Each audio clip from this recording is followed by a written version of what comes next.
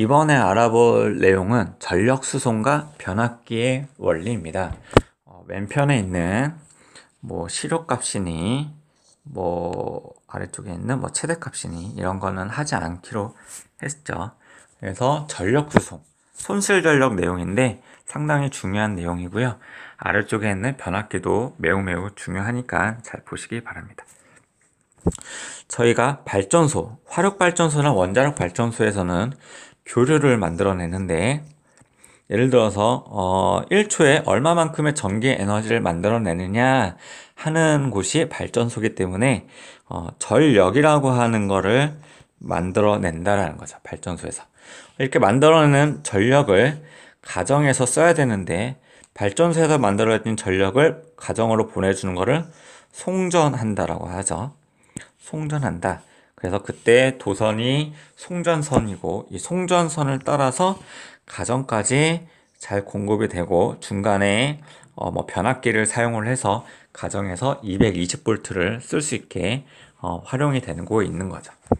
그러면 예를 들어서 발전소에서 100이라고 하는 전기 에너지를 만들어냈으면 가정에서 그 에너지를 고스란히 100을 사용하면 가장 이상적인 상태인데, 이 송전선은 저항으로 되어 있기 때문에 도선은 자체적으로 저항을 가지고 있죠. 그러면 전기 에너지가 저항을 통과할 때 열 에너지가 발생을 해서 자연적으로 어쩔 수 없이 열 에너지로 이 전기 에너지가 소모가 됩니다. 그 양을 최소화하는 방법을 알아보는 거예요. 이때 없어지는 전력을 손실 전력이라고 하는데, 요거에 구하는 방법도 한번 알아보도록 하겠습니다. 그래서 요 왼쪽에 있는 그림을 회로로 만들었어요. 그래서 이 전원장치가 발전소라고 보시면 되고, 그래서 이제 V라고 하는 전압 또는 EV라고 해서 두 배로 올린 상태, 고압으로 송전하는 경우도 살펴볼 거고요. 이 송전선이 가정까지 연결됐을 때 가지고 있는 자체적인 저항을 있는데, 그거를 그냥 저항 스몰 r로 묶어가지고 표현을 해 놓고 있습니다. 그 다음에 가정에서 쓰는 전기 에너지를 또 가전 제품으로 사용하니까 그 가정에서 쓰는 저항을 RA와 RP로 표현을 하고 있습니다. 그래서 문제에서 보면 가정에서 쓰는 저항이 같고요. 전력이 같을 때 물어보는 경우인데, 다른 거는 요 전압의 값만 다르다는 거죠. 그래서 요 1번부터 3번까지를 또 아래쪽에 있는 내용까지 알아보도록 하겠습니다. 먼저 요 A 회로에서 만들어내는 전력을 P1이라고 한번 해볼게요. PA라고 하겠습니다. PA. 그러면 전력이 같으니까 B 회로에서도 만들어내는 전력이 PB고 둘의 값이 같다라는 거죠. 그러면 이 A 회로에서는 전류가 발생하는데, 이때의 전류를 IA, 이때 발생하는 전류를 IP라고 하겠습니다. 그러면 이때 1번에서 회로에 흐르는 전류의 색이 IA 대 IP를 구하는 거잖아요. 그럼 어떻게 구하느냐? 이 전력을 활용을 하는 건데, 전력 PA 대 PB는 전력 구하는 방법은 VI니까 요 A의 전압하고 A의 전류는 B의 전압하고 B의 전류를 곱한 값이랑 같다라는 거죠. 그런데 이때 전압이 얘는 V였고요. 1, 얘는 2V니까 2죠. 그러면은 A 회로에 흐르는 전류랑 얘랑은 몇 대 몇이어야 되느냐? 2 대 1이 돼야 된다라고 해서 아주 간단하게 흐르는 전류의 비를 2 대 1이다라는 거를 구할 수가 있습니다.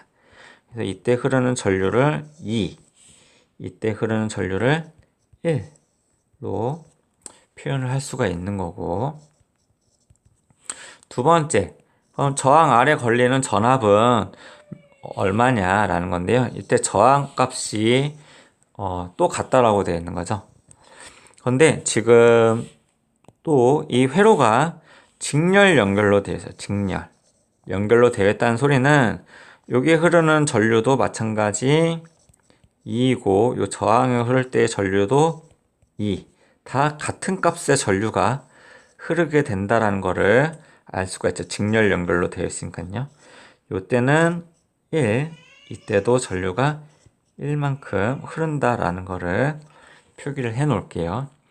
그러면 여기 가정에서의 흐르는 걸리는 전압을 구할 텐데 전압은 어떻게 구하느냐?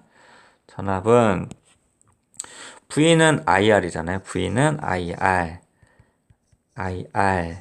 그래서 A회로 A, B회로니까 이때 문제에서 저항값이 같잖아요.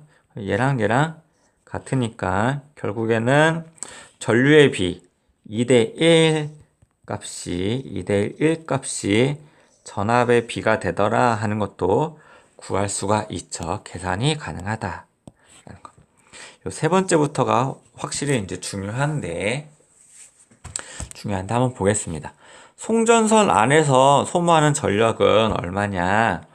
PA 대 PB로 표현이 되어 있는데 이렇게 표기하면 요 발전소에서 만들어내는 전력이랑 똑같이 표현되니까 송전선에 걸리는 이때 손실 전력을 물어보는 거잖아요. 손실 전력, 소모되는 전력이니까 이 친구들이 손실 전력이 되는데 송전선에서 소모하는 전력하고 A회로 B회로를 이렇게 첨자를 붙여서 표현을 하겠습니다.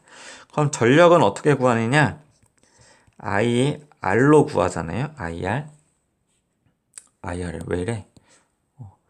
IR이 아니라 VI로 구하는 거예요. VI. 그래서 A회로인데 이때 전압은 송전선 R에서 구하는 거니까 송전선의 전압을 써야 되겠죠. 왜냐면은 발전소에서 만들어진 전압이랑 송전선이 저항이 작용해서 구할 수 있는 전압의 값은 달라요. 그렇기 때문에 우리는 이 전압을 알 수가 없으니까 첨자를 써서 표현을 하도록 하겠습니다. BB 송전선의 전압. 말 그대로 송전선의 전압을 구할 수가 없으니까 이 전압을 V는 IR로 표현이 되는데 송전선의 값이니까 송전선에 흐르는 전류, 송전선의 저항이 되는 거죠. 그래서 쓰게 된다 그러면 IA의 송전선에 흐르는 전류고요. 그때의 저항이 R로 주어져 있고 그 다음 얘도 한 번 더 써야 되는 거죠. IA. 이렇게 정리를 하게 된다 그러면 송전선에 흐르는 전류의 제곱값이고 그때 저항값입니다. 그래서 요게 송전선 A에 흐르는 손실 전력이 되더라라는 거예요. 그래서 손실 전력을 표현을 한다 그러면 손실 전력 P는 그때 흐르는 저항에 흐르는 전류의 제곱값에 저항값을 곱한 게 손실 전력이다. 요거는 엄청 중요해요. 요 파트에서 문제 풀 때 가장 난이도 있는 질문으로 주어지는 공식이니까 꼭 알아두시면 좋을 것 같아요. 그래서 손실 전력 A일 때 값이 이렇게 표현됐으면 B도 똑같이 이렇게 표현이 되겠죠. 그러면은 이때 손실 전력이 몇 대 몇이냐 물어보는 문제이기 때문에 보겠습니다. 이때 송전선에서의 저항이 똑같으니까 지워지고 이때 송전선에 흐르는 전류는 A 같은 경우는 2만큼 흘렀죠. 그럼 2의 제곱이면 4. B 같은 경우는 1이 흘렀으니까 1 대표면 1. 4대 1이 손실 전력의 비율입니다. 즉 A회로는 4만큼 소모가 되는 거고 B회로는 1만큼밖에 적게 소모된다는 거예요. 왜 이렇게 되느냐? 전압이 커졌으니까 즉 전압이 커져서 손실 전력이 감소하더라 하는 내용을 알려주고 있는 거죠. 그래서 저희가 발전소에서 왜 하필 고압으로 만들어내느냐 하는 이유는 손실 전력을 줄이기 위한 이유입니다. 손실 전력을 최소화하기 위해서. 그러면 손실 전력을 줄이는 방법은 두 가지가 있는데요. 요 손실 전력을 감소시키기 위해서는 손실 전력을 줄이려면 두 가지 방법이 있는데 요 전류를 검정색으로 하면 잘 안 보이겠다. 전류를 줄이거나 또는 저항을 작게 하면 이제 손실 전력이 작아지죠. 그러면 요 전류를 작게 하는 방법은 어떤 방법이 있느냐 하면은 P는 VI 해서 전력이 일정한 값이니까 발전소에서 만들어낸 전력은 정해져 있겠죠. 그러면 요거를 작게 하려면 전압을 어떻게 해야 될까요? 전압을 크게 해야 되겠죠. 그래서 요 전압을 크게 하는 방법, 고압으로 송전하는 방법을 방금 배웠던 거고요. 두 번째, 요 저항을 작게 하려면 어떻게 해야 되느냐? 저항이라고 하는 거는 어떤 도선의 단면적하고 길이하고 연관성이 있는데 얘를 줄이고 싶어요. 그러면은 도선의 단면적을 어떻게 해야 되냐면 크게 해야 되겠죠. 도선의 단면적이 커진다고 하는 거는 두께가 두꺼워진다는 거예요. 그럼 두께가 두꺼워지면 어떠한 일이 일어나느냐? 송전선의 무게가 상당히 무거워졌기 때문에 땅바닥으로 처지고 그 다음에 부피가 많아지니까 양이 늘어나겠죠. 더 값이 올라갑니다. 비싸집니다. 그래서 요 방법은 쓰이지 못하는 거예요. 두 번째, 송전선의 길이가 짧아져야지만 저항이 작아지겠죠. 그런데 송전선의 길이가 짧아진다는 소리는 뭐냐? 발전소 바로 옆에 가정집이 있어야 된다는 소리잖아요. 그런데 발전소 옆에 가정집이 살 수가 없겠죠. 위험한 곳이기도 하고 그런 곳에서 살고 싶지 않기도 하고 그렇기 때문에 저항을 줄이는 방법은 거의 쓰이지 않습니다. 그래서 전류를 줄이는 방법을 택한 거고 이 전류를 줄이기 위해서는 고압으로 송전을 해야 된다 하는 내용이었습니다. 그래서 이 내용을 잘 알아두시면 좋을 것 같아요. 변압기로 넘어가겠습니다.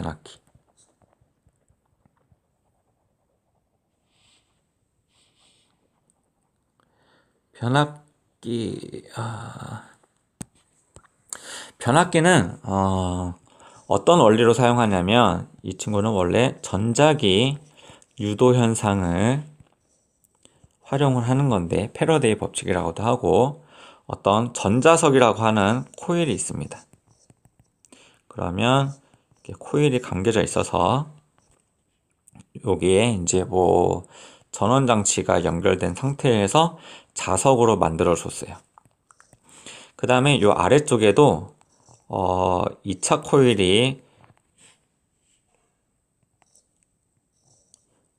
코일이 감겨져 있는 부분이고 구멍이 뚫려 있고 여기는 아무것도 연결되어 있지 않습니다. 그냥 회로만 연결되어 있는 건데 요 자석이 앞뒤로 왔다 갔다 하면서 접근했다 멀어지게 된다 그러면 여기서 무엇이 만들어지냐면 유도전류가 만들어지는 거죠.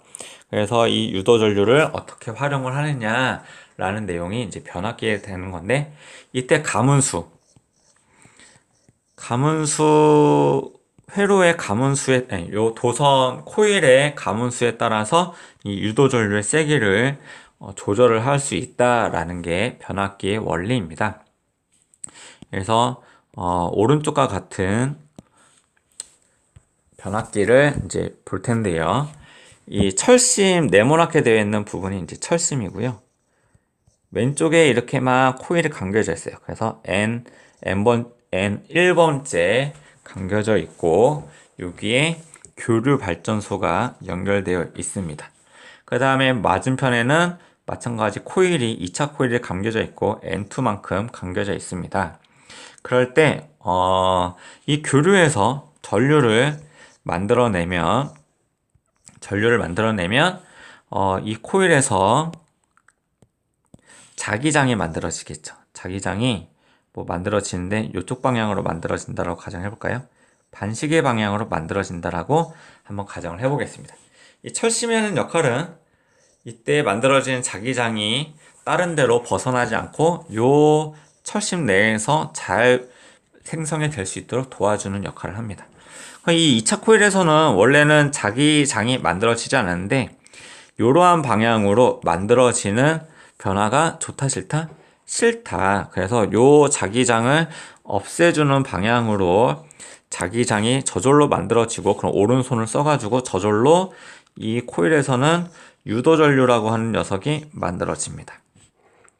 그래서 교류기 때문에 이쪽 방향으로 전류가 흘렀다가 세기가 약해지고 또 반대 방향으로도 유도전류가 만들어지겠죠. 그러면은 그때는 이쪽 방향으로 자기장이 만들어지고 이때 자기장을 없애는 방향으로 또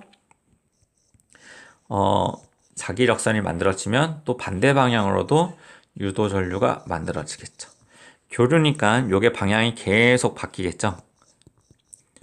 계속 바뀌기 때문에 이 유도전류라고 하는 녀석도 방향이 바뀌어서 계속 생성이 되더라 하는 내용입니다.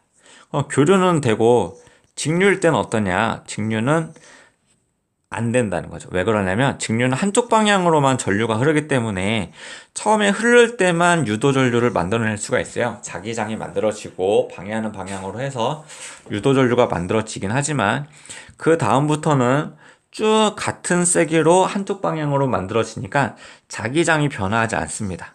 그러니까 유도전류라고 하는 녀석이 만들어지지 않는다는 거죠. 그래서 직류는 사용하지 않는다라는 내용도 참고를 하시고요. 그러면 이제 문제를 한번 볼 텐데 1번부터 3번까지 변압기를 사용해서 2차 코일에 유도되는 전력 전압 전력을 한번 보겠습니다. 1차 코일에는 전압이 지금 110V가 걸려 있고요. 문제에서 그 다음에 440W를 만들어냈는데 1차 코일에서의 만들어야 되는 전력은 440W입니다.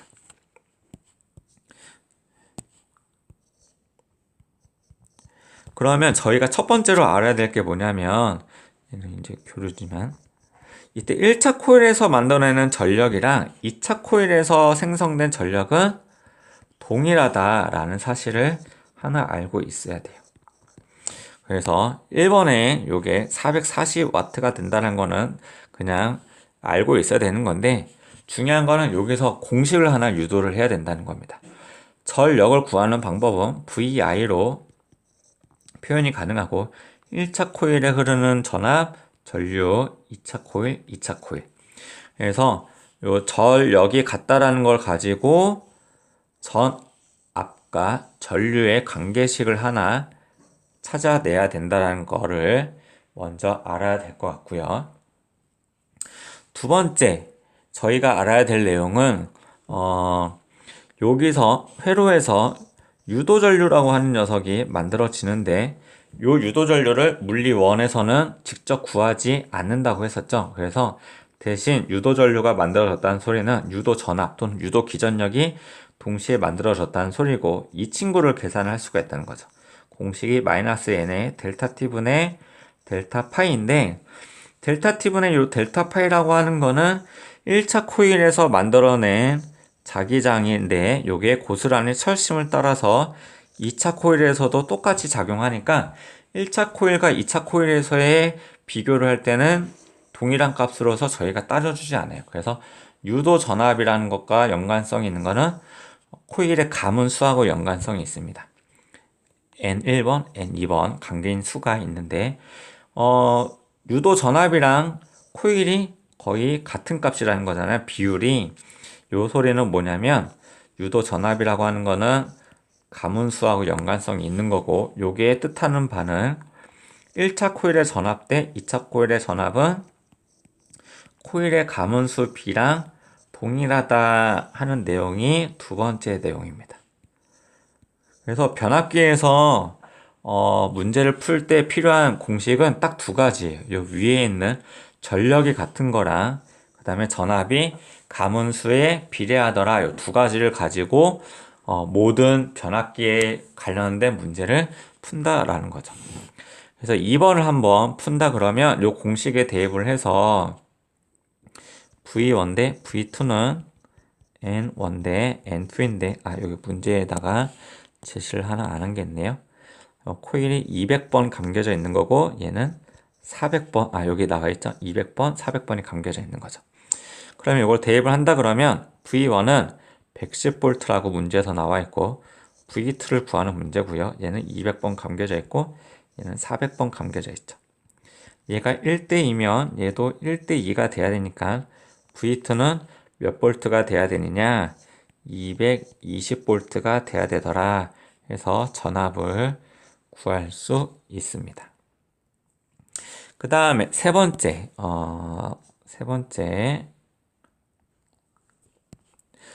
2차 코일에 유도된 전류를 구해보도록 할게요. 이때 전력이 440W이고 전압이 220V라는 것도 다 구했죠.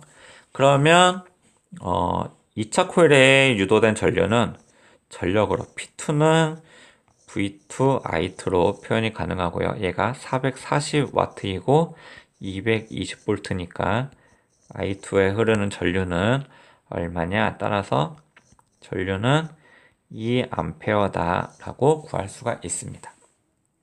유도 전류 2A. 그러면 여기에서 흐르는 유도 전류도 유도 전류래. 요 1차 코일에서의 전류도 한번 계산해 볼까요? 얘가 440W니까 P1은 V1, I1.